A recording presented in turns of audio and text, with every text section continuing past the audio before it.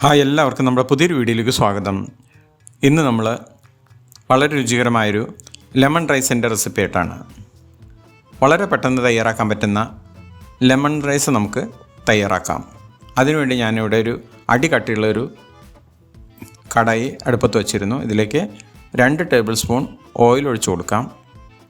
Oil ചൂടാകുമ്പോൾ 1 teaspoon കടലപ്പരിപ്പും 1 teaspoon ഉഴുന്നുപരിപ്പും കൂടി ചേർക്കാം. രണ്ടും കൂടി നന്നായി മൂപ്പിച്ചെടുക്കാം.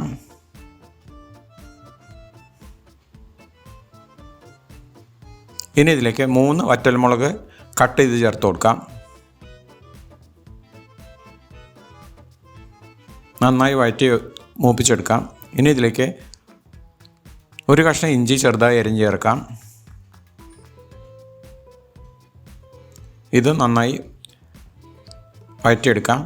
1 പച്ചമുളക് ചെറുതായി കട്ട് ചെയ്ത് ചേർക്കാം. എരിവ് കൂടുതൽ ആവശ്യമുണ്ടെങ്കിൽ 2 പച്ചമുളക് വരെ ചേർക്കാവുന്നതാണ്. ഇനി ഇതിലേക്ക് 1 ടേബിൾ സ്പൂൺ നിലക്കടല ചേർക്കാം.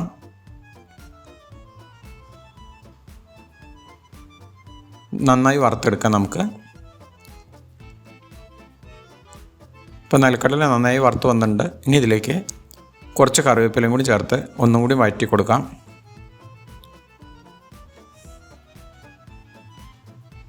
ഇനി നമുക്ക് ഇതിലേക്ക് 1/2 ടീസ്പൂൺ മഞ്ഞൾപ്പൊടി, 1/2 ടീസ്പൂൺ കായം പൊടിച്ചതും കൂടി ചേർക്കാം. എല്ലാം കൂടെ നന്നായി ഒന്ന് എണ്ണയിൽ വഴറ്റി യോജിപ്പിച്ചെടുക്കാം.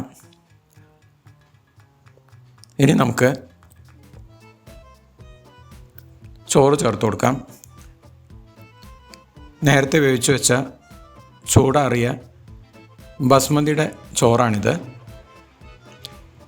നമുക്ക് ലെമൺ റൈസ് ഉണ്ടാക്കാൻ ഏത് ചോറ് വേണമെങ്കിലും ഉപയോഗിക്കാം. നന്നായി ഇളക്കി യോജിപ്പിക്കാം.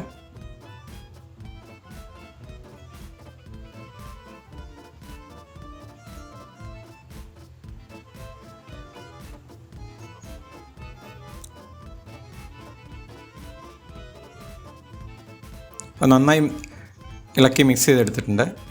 ഇനി ഇതിലേക്ക് 1 ടീസ്പൂൺ നാരങ്ങാനീര് ചേർക്കാം. ആവശ്യത്തിലുള്ള ഉപ്പും കൂടി ചേർക്കാം. നമ്മൾ ചോറ് വയ്ക്കുന്ന സമയത്ത് ഉപ്പ് ചേർത്തിരുന്നു. അപ്പോൾ ഉപ്പ് നോക്കിയതിന് ശേഷം ആവശ്യമുണ്ടെങ്കിൽ മാത്രം ചേർത്താൽ മതി. എല്ലാം കൂടെ ഒന്ന് മിക്സ് ചെയ്ത് കൊടുക്കാം. പുളി ആവശ്യമുണ്ടെങ്കിൽ കുറച്ചും കൂടി നാരങ്ങാനീര് ചേർക്കാം. അവസാനം നമുക്ക് കുറച്ച് ഫ്രഷ് ആയിട്ടുള്ള മല്ലിയില പൊടിയായി അരിഞ്ഞത് ഇതിലേക്ക് ചേർത്ത് കൊടുക്കാം.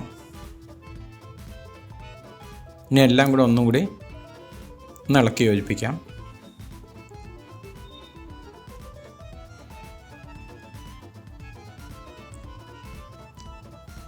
ഇപ്പോൾ നമ്മുടെ വളരെ രുചികരമായ പെട്ടെന്ന് തയ്യാറാക്കാൻ പറ്റുന്ന ലെമൺ റൈസ് ഇവിടെ തയ്യാറായി.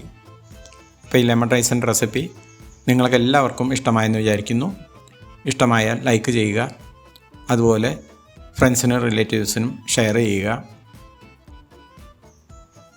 അതുപോലെ ആദ്യമായിട്ടാണ് ചാനൽ കാണുന്നതെങ്കിൽ ഒന്ന് സബ്സ്ക്രൈബ് ചെയ്ത് സപ്പോർട്ട് ചെയ്യുക.